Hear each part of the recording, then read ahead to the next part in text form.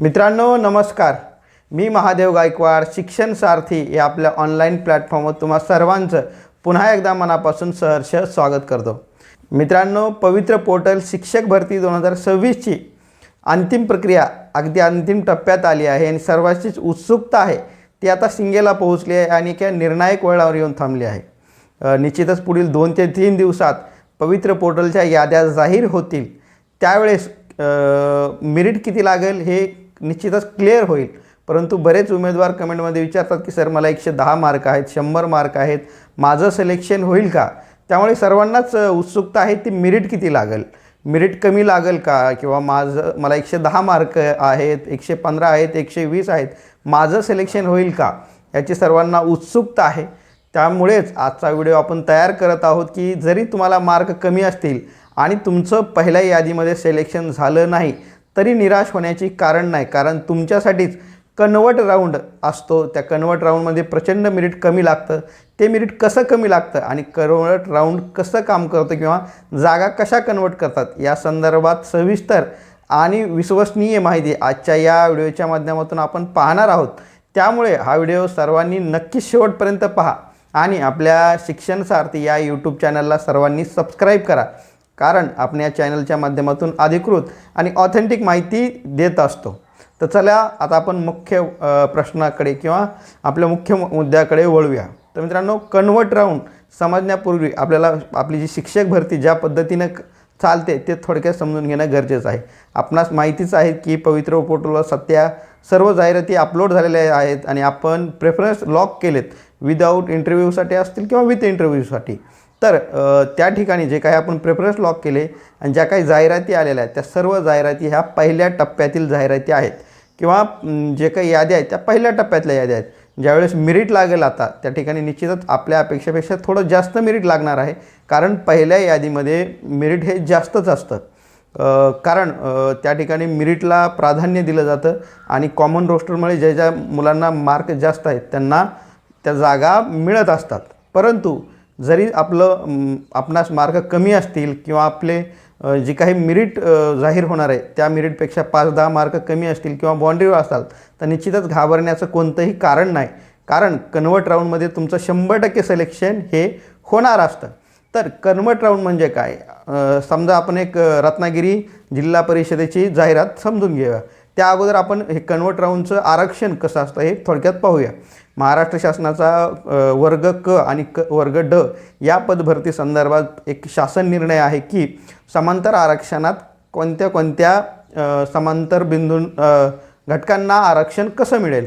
आपणास माहितीच असेल की महिलांसाठी 30% आरक्षण आहे, माजी सैनिकासाठी 15% आरक्षण आहे, अंशकालीनसाठी 10% आरक्षण आहे, दिव्यांगसाठी 4% असेल, खेळाडूसाठी 5%, प्रकल्पग्रस्त यांना 5% आणि भूकंपग्रस्त यांना साधारणतः 2% आरक्षण याप्रमाणे वर्गवारी समांतर आरक्षणाची झालेली आहे. त्याचप्रमाणे आपल्या पदभरतीतही समजा रत्नागिरी जिल्हा परिषदेची आपण एक उदाहरणात जाहिरात पाहू. त्याचप्रमाणे पदभरतीत जागा ह्या दिल्या जातात त्या प्रवर्गातील समांतर आरक्षणाला. त्यामुळे काय होतं तर पहिल्या ज्यावेळेस याद्या प्रकाशित होतात त्या याद्यामध्ये समांतर आरक्षणाच्या ज्या काही जागा आहेत त्या ठिकाणी बऱ्याच जागा ह्या शिल्लक राहतात किंवा त्या ठिकाणी उमेदवार मिळत नाहीत. आपणास माहितीच असेल की शिक्षक भरतीत प्रत्येकच वेळेस माजी सैनिकाच्या जागा असतील किंवा अंशकालीनच्या जागा असतील, काही प्रमाणात महिलांच्या जागाही रिक्त राहतात, तसेच प्रकल्पग्रस्ताच्या जागा रिक्त राहतात. या सर्व जागा ज्या काही पहिल्या टप्प्यात रिक्त राहिल्या आहेत त्या जागा सर्व या कन्वर्ट केल्या जातात. याच कन्वर्ट राऊंड म्हणतात. या जागा कन्वर्ट कसं केल्या जातात तर समजा आपली कॅटेगरी ओबीसी आहे तर ओबीसीच्या माजी सैनिकाच्या 10 जागा आहेत तर त्या ठिकाणी त्यातील 9 जागा या ओबीसीच्या सर्वसाधारण गटामध्ये कन्वर्ट केल्या जातात आणि 1 जागा माजी सैनिकाला ठेवली जाते. म्हणजे 10 जाग्यामागे 1 जागा ही माजी सैनिकाची ठेवावी लागते. आणि अशा पद्धतीने प्रत्येक ठिकाणी ह्या जागा कन्वर्ट होत असतात आणि त्या जागा कन्वर्ट करताना फक्त त्या जागा त्या प्रवर्गाच्या सर्वसाधारण गटात कन्वर्ट केल्या जातात आणि मेरिट याद्या नव्यानं दुसऱ्या प्रकाशित केल्या जातात. म्हणजे पहिल्या यादीमध्ये जर तुमचं सिलेक्शन झालं नाही तरीही घाबरण्याचं कारण नाही. कारण कन्वर्ट यादीमध्ये तुमचं सिलेक्शन नक्की होईल.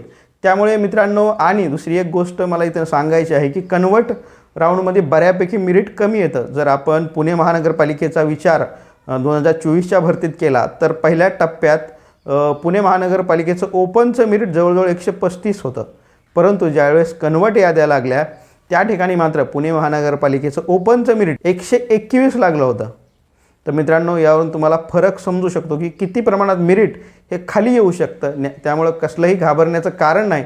जरी आपणास मार्क कमी असतील तर कन्वर्ट राऊंडमध्ये निश्चितच सिलेक्शन होणार आहे. मित्रांनो, आता दुसरा प्रश्न पडतो की कन्वर्ट राऊंड हा साधारण किती महिन्याने लागत असतो. तर 2024च्या भरतीचा जर अंदाज पाहिला तर मला वाटतं मार्च महिन्यात पहिली यादी किंवा पहिला टप्पा पूर्ण झाला होता आणि त्या टप्प्याचा कन्वर्ट राऊंड हा साधारणपणे ऑगस्ट महिन्यात पूर्ण झाला होता. म्हणजेच 3 ते 4 महिन्यामध्ये कन्वर्ट राऊंडसुद्धा पूर्ण होऊ शकतो.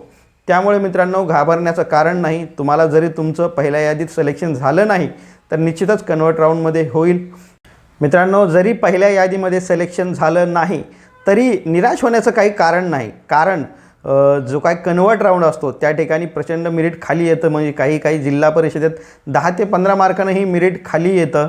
आणि विशेष म्हणजे शिक्षक भरतीचा खूप मजेशीर इतिहास आहे की पहिल्या राऊंडमध्ये मुलांना दूरचे जिल्हे किंवा अंतर लांब असलेले जिल्हे मिळतात, तर कन्वर्ट राऊंडमध्ये मुलांना 100 जिल्हे किंवा जवळचे जिल्हे मिळतात. त्यामुळे कन्वर्ट राऊंड हा शिक्षक भरतीसाठी एक प्रकारे वरदान आहे आणि त्या राऊंडचा फायदा खूप जास्त उमेदवारांना होत असतो. त्यामुळे पहिल्या यादीमध्ये जरी सिलेक्शन झालं नाही तरी निराश होण्याचं काही कारण नाही. आणि दुसरी एक गोष्ट मी क्लिअर केलेली आहे की या ज्या जागा आहेत समांतर आरक्षणाच्या, त्या जागा सर्व त्या प्रवर्गाच्या सर्वसाधारण प्रवर्गात या कन्वर्ट केल्या जातात आणि त्या पद्धतीने मेरिट हे लावलं जातं. त्याचा फायदा निश्चितच त्या प्रवर्गाच्या मेरिटमध्ये असणाऱ्या मुलांना प्रचंड होतो आणि त्या पद्धतीनं दुसऱ्या याद्या या लागल्या जातात. म्हणजे पहिली यादी सर्वसाधारण यादी, त्यानंतर कन्वर्टची यादी आणि त्यानंतर दुसरा टप्पा असेल किंवा त्या दुसऱ्या टप्प्याच्या कन्वर्ट याद्या, अशा प्रकारे प्रक्रिया ही एकंदरीत शिक्षक भरतीची होत असते. त्यामुळे मित्रांनो, निश्चितच बऱ्याच मुलांचं सिलेक्शन होणार आहे आणि स्वप्न पूर्ण होणार आहे. कन्वर्ट संदर्भात ज्या काही अपडेट असतील किंवा ज्या काही घडामोडी करायच्या असतील त्या सर्व अपडेट आपणास या शिक्षण सारथी या यूट्यूब चॅनलवर दिल्या जातील. त्यामुळे आवर्जून सर्वांनी शिक्षण सारथी या यूट्यूब चॅनलला सबस्क्राईब करा